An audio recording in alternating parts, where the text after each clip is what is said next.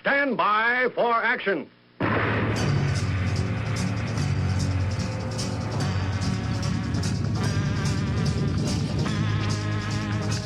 Thanks for joining me. My name is Dave Milner. I am the Unpleasant Blind Guy, and I want to welcome you to part one of this episode of the Unpleasant Blind Guy on EDL Radio. Now remember, if you want to contact me with comments, questions, show suggestions, Awesome American suggestions, I'm available at UBG Contact on Twitter, or I can also be found as Dave Milner or Aggedor, that's Aggedor, on Mublet, the Tea Party Community, Spreely, Minds, MeWe, or Gab. Now let's begin. It may be that the gulfs will wash us down. It may be we shall touch the happy isles and see the great Achilles whom we knew. Though much is taken, much abides. And though we are not now that strength which in old days moved earth and heaven, that which we are, we are. One equal temper of heroic hearts, made weak by time and fate, but strong in will to strive, to seek, to find, and not to yield. Never in the field of human conflict was so much owed by so many to so few. I hope, indeed I pray, that we shall not be found unworthy of our victory if after toil and tribulation it is granted to us. For the rest, we have to gain the victory. That is our task. Let us therefore brace ourselves to our duty, and so bear ourselves that if the British Empire and its commonwealths last for 1,000 years, men will still say, this was their finest hour.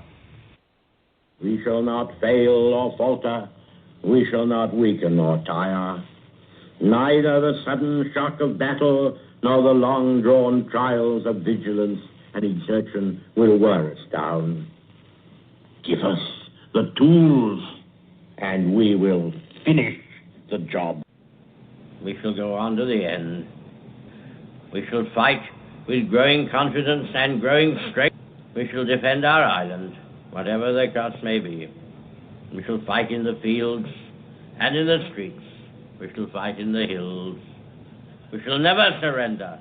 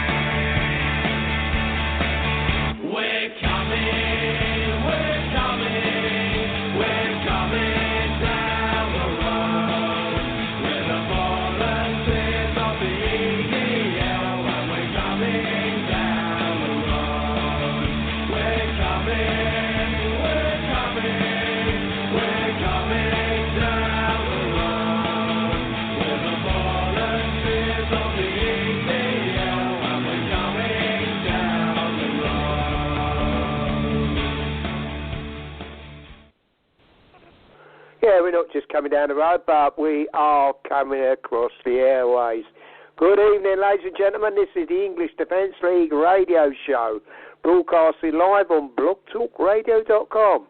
The English Defence League radio show, the truth and the voice of the EDL. Tonight, ladies and gentlemen, the title of the show is English Defence League radio show, Invaders and Enablers.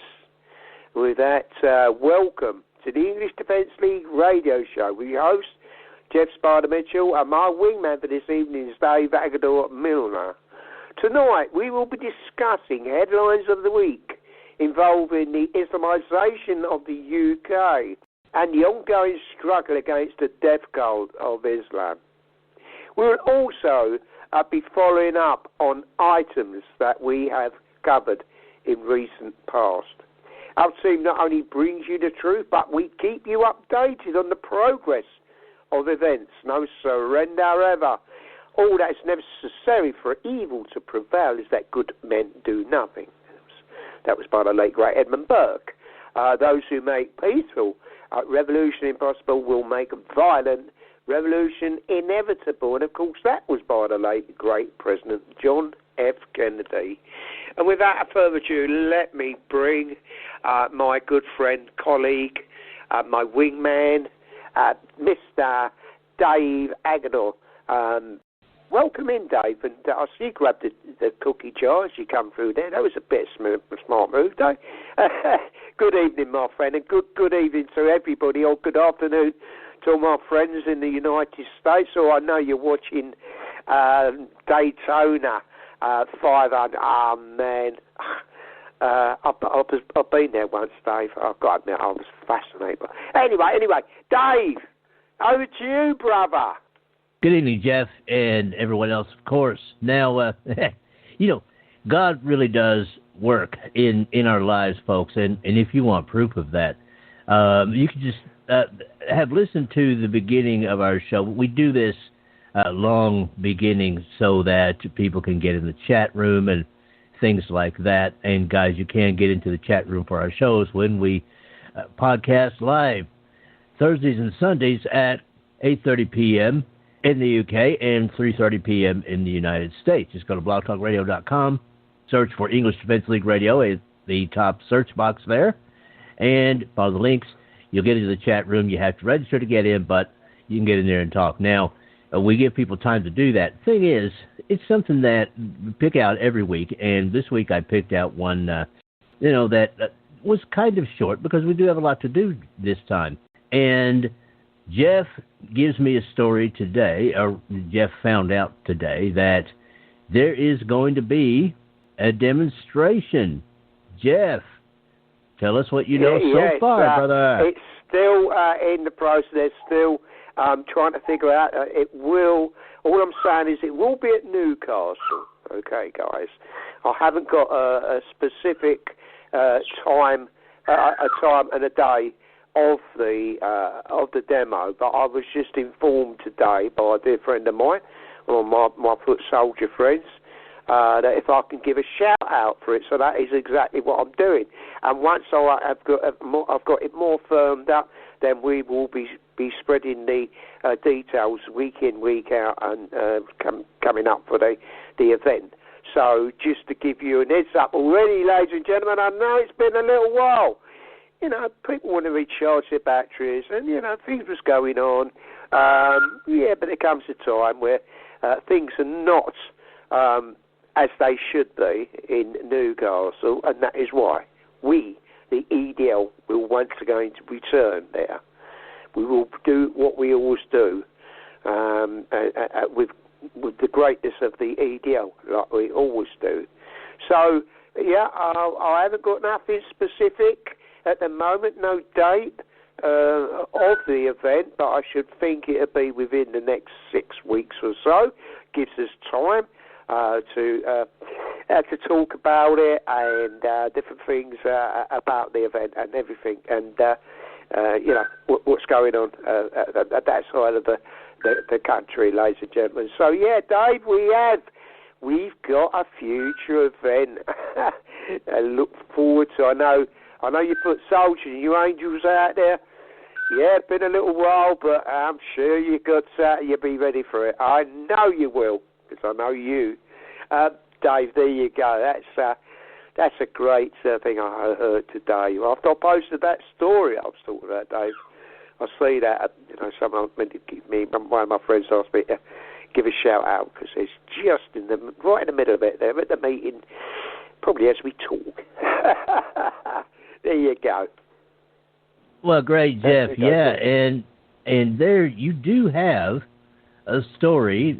It is on a fascinating subject, and I want to say, as Jeff gets that story ready to read, that it's on a subject that we've talked about quite a few times here on the show, and it has reverberations all over the planet, we've seen issues like this in other European countries, in the United States, Australia, places like that. And the story that Jeff has, all right, is one that he just gave me today. Things move fast, and Jeff is going to read this as soon as he's ready. This comes out, folks, of the Daily Express. It's by Rebecca Paring, if you want to go and look for it.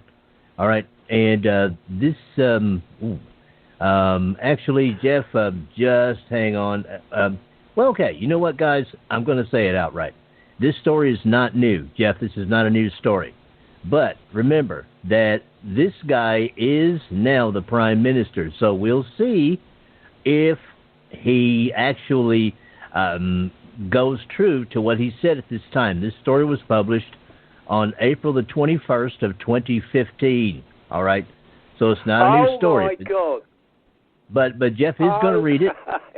I still think this is relevant, Jeff, because this man is now Prime Minister of the UK. So let's listen to what he had. You're going to tell us what he had to say in 2015, and we'll see 5 years down the road if he's going to do anything. The headline on this one, guys, if you want to go looking for it, because it's still on the web, is Boris Johnson, Sharia law in the UK is absolutely unacceptable. And the subhead here is Boris Johnson has branded Sharia law in the UK as, quote, absolutely unacceptable, end quote, as he shamed Church of England clerics who say, now get this, guys, this was happening 5 years ago, the Islamic legal code should be incorporated into British law. So, Jeff, take it away, and we'll have some discussion afterward. Yeah, I didn't realise that it was that dateline, but if there's anything what we've seen, it's quite obvious that this is relevant. It's speaking on the LBC radio this morning. The London mayor said he was opposed to. This was it. He was the mayor at the time, wasn't he? He was the mayor, believe it or not, Dave, to a Sharia system running in parallel with United Kingdom justice. His remarks come a day after Home Secretary was Theresa May, called for an investigation in the application of Sharia law in England and Wales if Conservatives win the general election. My goodness me, that was going back then. But the mayor said he took grave exception to the Church of England clerics who suggest that the principles of Sharia law, Sharia, could be introduced into the legal system. Former Archbishop of Canterbury, Rowan Williams, sparked controversy in 2008 when he suggested it was inevitable that elements of Sharia would be incorporated in British law. I'm sorry about my parrot. She's on one. Charlie, I'm talking. Stop trying to go. I know you're executive producer. She's probably going crazy about Theresa May actually trying this on, Jeff. But please go ahead. Yeah. It's like former Archbishop of Canterbury, Rowan Williams, sparked. Oh no, I've already read that. I'll read it again. Otherwise, Canterbury sparked controversy in 2008 when he suggested it was inevitable that elements of Sharia would be incorporated into British law. Not on my stand, no way. Mr. Johnson also called for a great separation between the government and the Church of England, declaring the presence of 26 bishops in the House of Lords as clerics. Listen to this, Dave. Clerical fossils. Oh, I like that. He said that this is unacceptable to me. Everybody must be equal under law and everybody must obey the same law. That is absolutely cast iron. I take grave exception to some of the support I see, sometimes and from clerics in the Church of England, who've come out in favour of this. I've noticed and said we should be a little bit indignant of this. It's an interesting fact that we have some clerical fossils still in our legislature. Don't forget, we have bishops sitting in by right in our upper house. And that is the House of Lords, ladies and gentlemen, just to give you a heads up on that. The separation of church and state is not perhaps a thorough going in this country, as you might be like to think. The point is that the area of parallel system of law, a parallel judicature, people making the laws for holding to a different system, is absolutely unacceptable. It's alien to our traditions. I won't have it in London, and I'm worried sometimes by the faint bat squeaks of support that I hear for that idea, even from clerics in the Church of England. Asked if the Bethdian would have to go, Mr. Johnson replied, yes, absolutely sauce for the goose and sauce for the gander. He said he accepted the Jewish couples could go to Bethdian to seek a sanction for their divorce, but added it cannot substitute for UK civil proceedings. And I think he was just, just doing his thing there.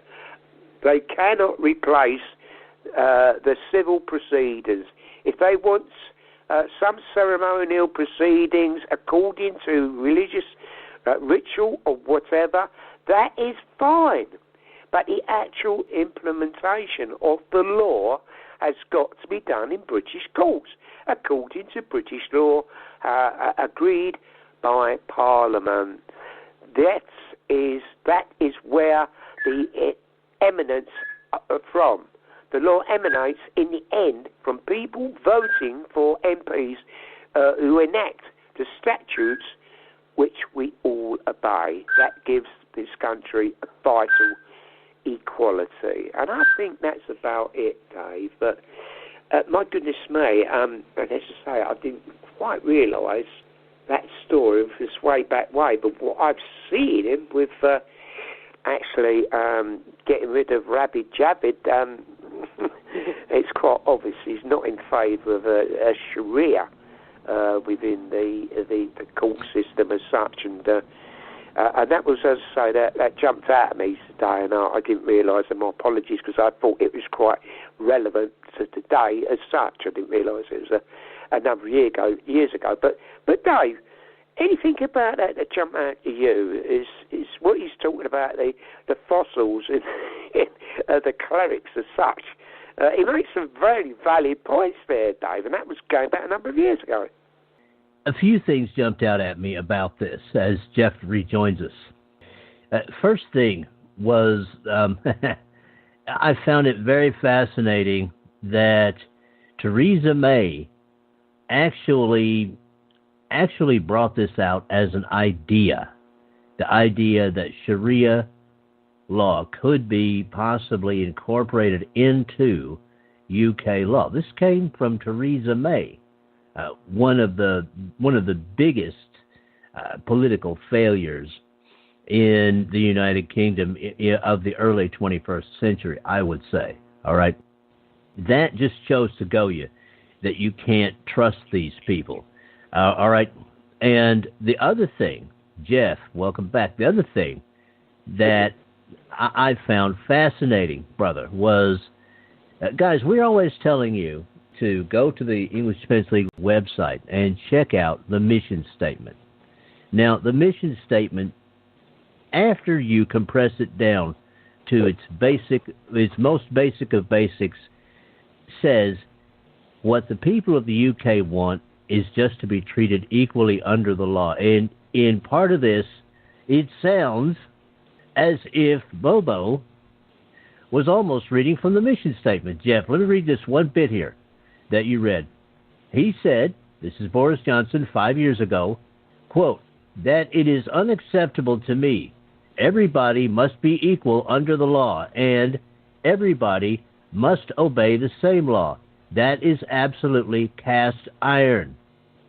Now, that sounds a lot like it comes from the EDL's own mission statement. It is a very fascinating look back at where this guy's head was 5 years ago. Okay, and the thing is, today, guys, I think it is up to the people of the UK to make sure that he holds to what he said back then, because what he said back then was quite correct. There has to be one law for everyone, not one law for Mohammedans and one law for everybody else. And now that he is in the position of ultimate power in the UK, especially with this cabinet reshuffle, all right, he is in a position to make that happen. And if the Muslims want to throw a temper tantrum, then they should be dealt with through the legal system as anyone else would be. Jeff, do you not agree? I do, 100%. No one's above the law. It doesn't matter. They think they're special because they're Muslims. That's all it comes down to. They think they've got a religious status. Well, Islam isn't a religious sect. It's a satanic sect. But that's it.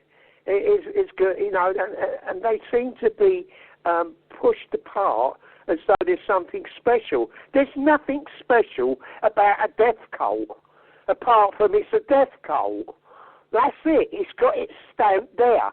Death cult, satanic death cult. Whether they like that or not, that's what it is. And I'll say that quite openly because it's true. You try to leave this is so easy to join. It's only about 7 words you need to say, and then you're a fully pledged Muslim. Now, if you think, do you know what? I don't really think I want to be involved in it. No, you can't. You become an apostate. And under Sharia law, an apostate is, that's it. It's sentence of death for being apostate. There you go. That is why I call it a death cult. Because anybody who wants to leave, it's a great thing to get in. It's a great club. You just can't leave it unless you're dead. There you go. Yeah, if you do walk away from it, guarantee you'll be hiding for the rest of your life. And if you walk away from the cult of death, 9 out of 10 times you'll be walking away from your family and everybody. So you think about it. When you do that, you're a part of this cult of theirs. That's the implications that... and those people that walk away are very brave. But you can't say anything else to these people, can you, though? That they are a very brave people. And God bless them because of what they have to endure once they've left this cult of death. But anyway, Dave, I've gone on. I just wanted to share that. I mean, when we talk about it, people say, we're talking about death cults and all that. It's Islam. Islam is a death cult. Get over it, people. Wake up. It's true. All right. Yeah. Don't think I spend all my time, and Dave, just coming to these shows and speaking about something that I don't believe is evil and goes against any norm that I would say is a part of humanity, okay? So I don't, and I wouldn't want to misinform anybody. That's not what I do, and this is not what Dave does either. With that, Dave, back to you, brother. All right, Jeff, yeah, and, we can get into some of that later, obviously, but to move on, all right. Now, the show is called Invaders and Enablers, and certainly some of the invaders we're talking about are, of course, members of that Islamic death cult that you talk about. And all of the time that these people commit crimes, they're not called in the UK press, and this is starting to happen in the American press too. They're called Asians. Now, technically speaking, very technically speaking, the Census Bureaus, both of your country and mine, classifies some of them as coming from South Asia, okay? But they're not Asians. They're not the Asians that people understand. They're not Vietnamese. They're not Chinese. They're not Japanese. They are Muslim. And they say they're Asian to avoid saying they're Muslims. But there's a story that makes the point here. This here comes from Breitbart from the 15th of this month. All right, Jeff, and I'm going to run this. This is about 4.5 minutes long. You ready for this? Okay, Dave, thank you. All right. You guys are listening to the English Defense League radio show. And this is Breitbart. More Asian grooming gang abusers sentenced in Oxford, England, by Jack Montgomery on February 15, 2020. Another 3 Asian grooming gang abusers have been sentenced for multiple rapes, indecent assaults, and drug dealing offenses in Oxford, England. 41-year-old Naeem Khan, August 24, 1978. 44-year-old Mohammed Nazir, March 20, 1975. And 42-year-old Rahim Ahmed, February 22, 1977, were convicted of the following crimes, respectively, according to a Crown Prosecution Service, CPS, announcement. 7 counts of rape, 2 counts for multiple incidents covering at least 12 occasions, 4 counts of indecent assault, 2 counts for multiple incidents covering at least 15 occasions, 1 count of procuring a man to rape the victim, 2 counts of procuring men to indecently assault the victim, 1 count of supplying Class B drugs on at least 12 occasions, victim 1. 1 count of indecent assault, victim 2.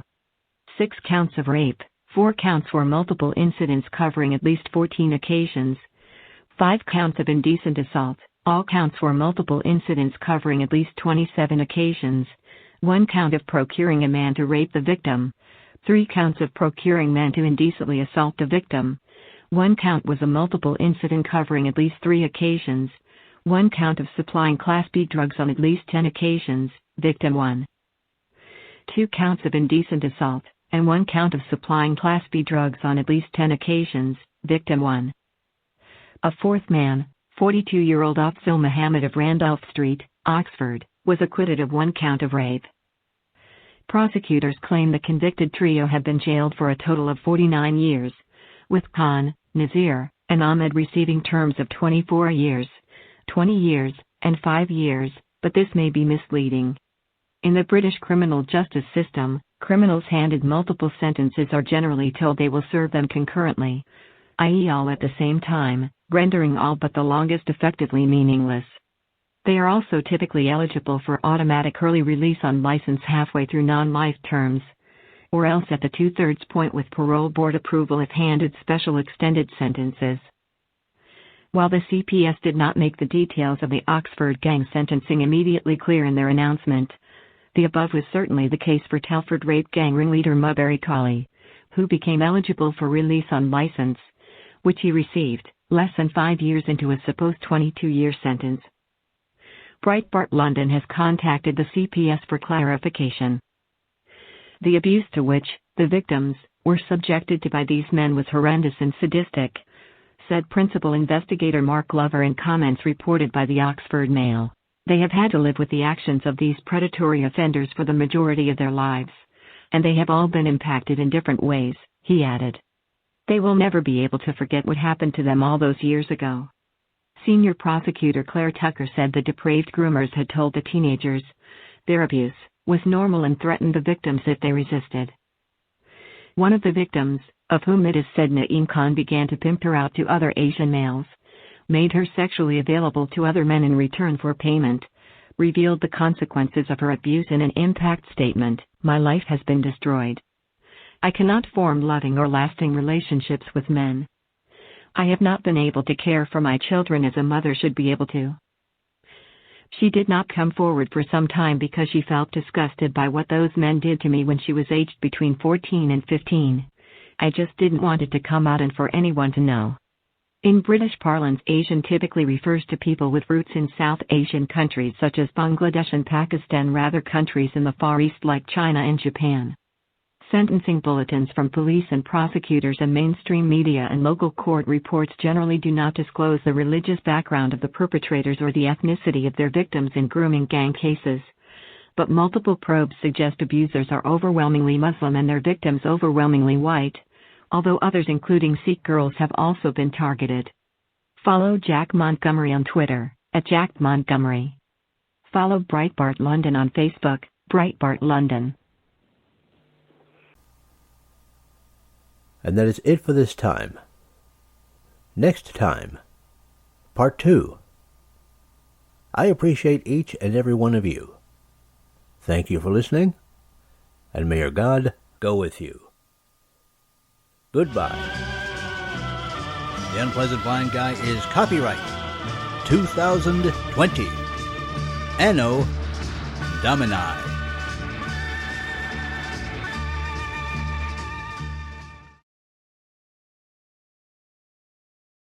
Now for Dave's Canes. Extras that help you navigate the new media world. Conservative media done right. You're listening to the SHR Media Network. From a public locker inside a dilapidated Long Island rail station comes a show designed to piss off liberals using truth, facts, and ridicule. The Lid Radio Show, featuring the conservative voice from the People's Republic of New York, the Lid himself, Jeff Dunitz. Tune in every Wednesday at 2 p.m. Eastern, 11 a.m. Pacific on the SHR Media Network. Go to shrmedia.com. At Lid Radio, we fight for the truth, justice, and a good kosher T-bone.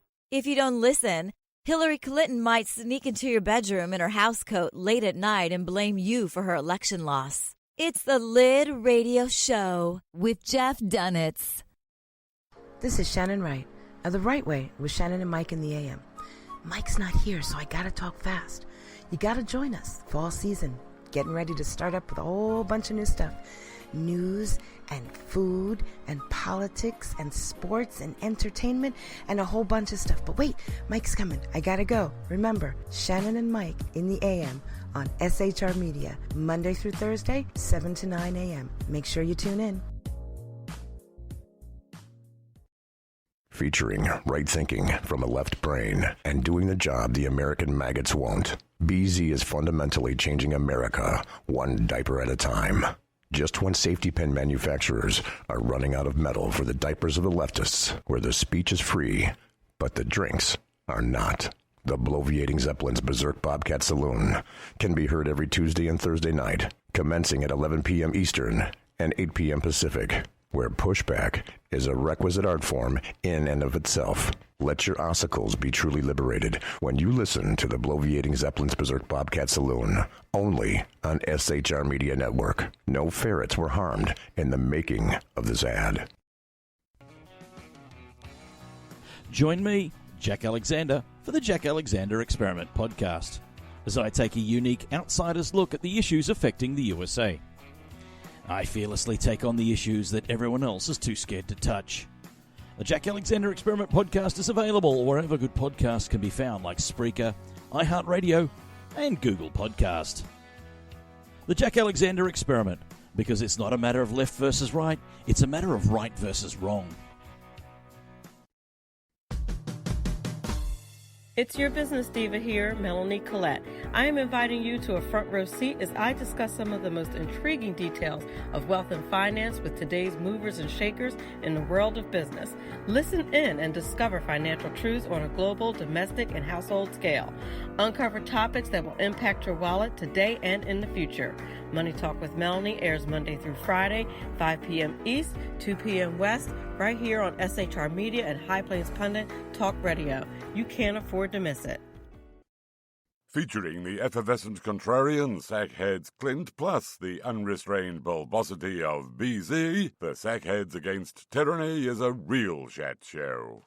Doubling your late-night conservative talk show pleasure with double the hosts, you can listen every Wednesday night at 8 p.m. Pacific, 11 p.m. Eastern. Please note, some contents may have settled during shipping. Member FDIC, batteries not included, warranty void in Montenegro. Conservative media done right.